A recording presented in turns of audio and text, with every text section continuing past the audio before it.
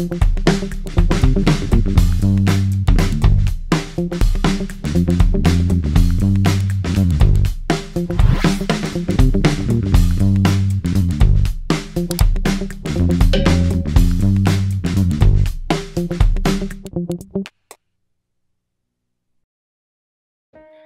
mengenai periode panjang ya, jadi memang saya cukup panjang menulis mengenai kereta api di Jakarta ini ya. Jadi tidak hanya bersumber dari arsip-arsip maupun sumber koran, tapi juga pengalaman empiris saya sebagai pengguna kereta api ini juga mungkin yang menarik, karena kan pengguna kereta ini sangat banyak sekali ya, jutaan orang pengguna kereta api. Nah, dari pengalaman empiris tersebut juga menjadi daya tarik ketika saya menulis bagaimana pengalaman naik kereta api di tahun 2000, dan kemudian ada implikasi ketika 2012, ketika 2013 ya, ketika sistem transportasi sudah berubah, yang dulunya orang bebas masuk ya. Di buku saya ini jelas diceritakan bagaimana kereta api mulai tahun 1960-an 70-an yang orang tidak banyak yang beli tiket ya, akhirnya banyak beli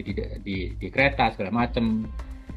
Mereka yang naik di atap atau dikenal dengan atapers itu terangkum di dalam buku saya. Dan kemudian di bab 5, di bab 5 ini yang tadi sudah sedikit disinggung oleh Patri adalah bagaimana kecelakaan luar biasa yang mulai tadi yang di Pegangsaan sampai yang terakhir yang ada di Depok, maupun yang sangat fenomenal yaitu di Bintaro ya, yang sempat difilmkan. Kemudian untuk menyoroti sistem transportasi juga salah satunya adalah bangunan stasiun.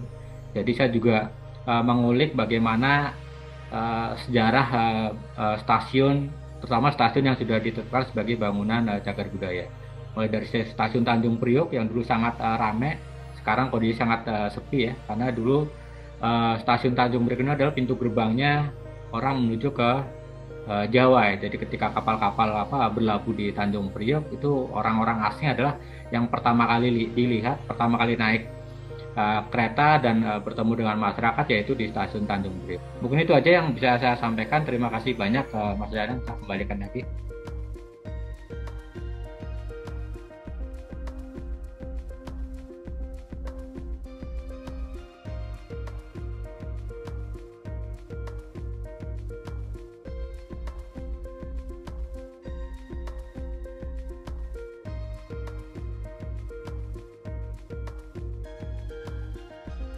Baik, terima kasih Mas Danang.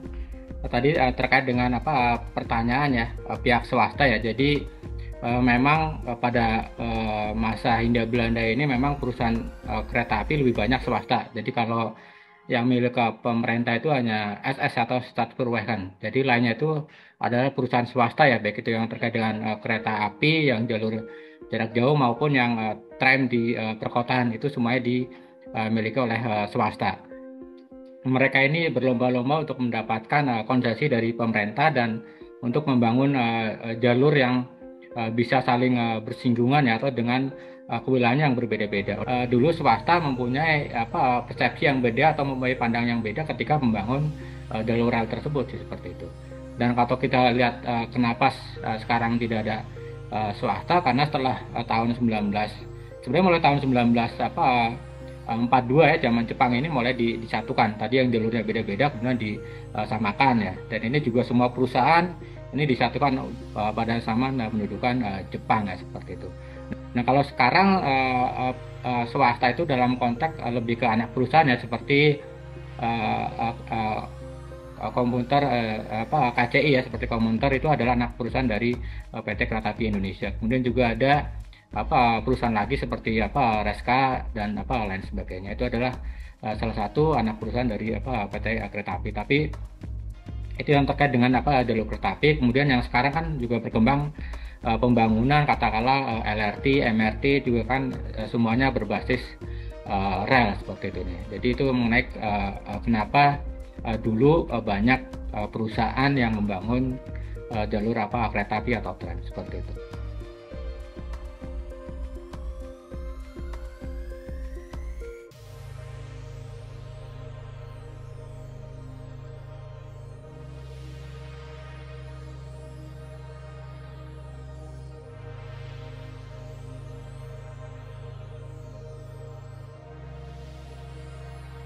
terkait dengan operator kereta api ya. Ini terutama untuk yang jarak jauh ya.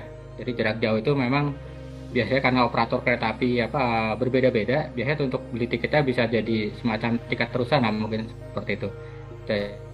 Jadi yang tiket katakanlah perlu tiba di Tanjung Priok, kemudian dari sana naik ke kereta ke stasiun Batavia, kemudian dari stasiun Batavia ke arah Bogor. Itu dulu perusahaan kereta apinya berbeda, yaitu perusahaan kereta api swasta. Kemudian dari Bogor ke Jogja menggunakan kereta api milik pemerintah SS. Kemudian dari Jogja ke Surakarta menggunakan NIS, dan kemudian dari Surakarta sampai ke Surabaya menggunakan SS. Dan ini biasanya tadi terkait dengan perizinan, tentu saja terutama yang jalur agar penumpang tidak bergantian, tadi membangun rel yang ketiga ya. Jadi di antara rel kedua tersebut seperti itu yang artinya di situ sudah diberikan izin dari NIS kepada SS untuk meletakkan rel baru agar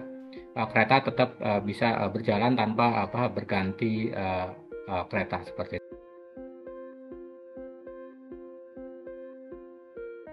Terima kasih. Jadi yang terkait dengan prosesi penanaman kepala kerbau, sebenarnya ini memang tidak hanya di stasiun Jakarta Kota ya, tapi juga di beberapa bangunan lain. Jadi kalau kita katakanlah di sekitar Jakarta Kota itu depan tuh ada Museum Mandiri, sebelah kanan juga ada bangunan perbankan juga, itu juga sama. Kalau saya baca-baca beberapa koran yang terbit pada saat itu juga ada semacam prosesi penanaman kepala kerbau pada saat bangunan tersebut dibangun. Jadi tujuannya memang lebih untuk keselamatan pekerja sih pada saat itu ininya. Dan sebenarnya ketika Indonesia merdeka pun, jadi tidak hanya zaman Hindia Belanda, pada tahun 70-an pun 80-an ketika reaktivasi pembangunan jalur ganda pun ada penanaman kepala kerbau tersebut ya. Jadi pada saat pembangunan jalur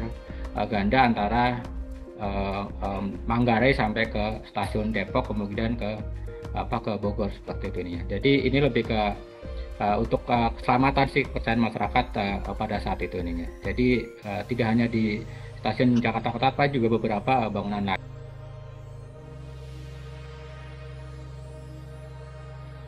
Di buku di bab terakhir saya memang tadi disampaikan oleh Bu Titi terkait dengan bangunan cagar budaya yang ada di Jabodetabek ya, terutama di bangunan-bangunan besar ya. Jadi sebenarnya masih selain bangunan stasiun masih ada yang bisa dikategorikan sebagai objek diduga cagar budaya ya. Salah satunya adalah bangunan gardu ya. Jadi kalau kita mulai dari arah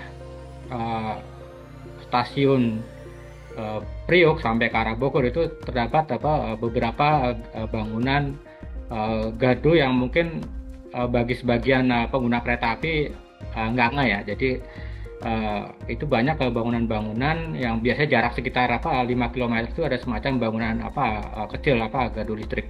Jadi sempat saya sampaikan juga ke Bu Titi, kebetulan Ketua TCB Depok, bagaimana bangunan gardu yang ada di sebelah selatan dari stasiun Pondok Cina itu ada di sana. Kemudian yang untuk yang besar ada di Depok Lama, dan kemudian sebelum masuk ke stasiun Citayam juga di sana ada bangunan gardu. Dan ini mungkin juga melalui TACB kota ini bisa ditetapkan sebagai bangunan cagar budaya. Sekali lagi terima kasih kepada seluruh peserta yang mengikuti webinar pada sore hari ini. Semoga buku ini bermanfaat untuk masyarakat semua aja, dan ini bisa terkait dengan pengambil kebijakan bagaimana sistem transportasi massal yang ada di Indonesia dan khususnya yang ada di Jabodetabek. Sekali lagi terima kasih, saya ucapkan selamat sore.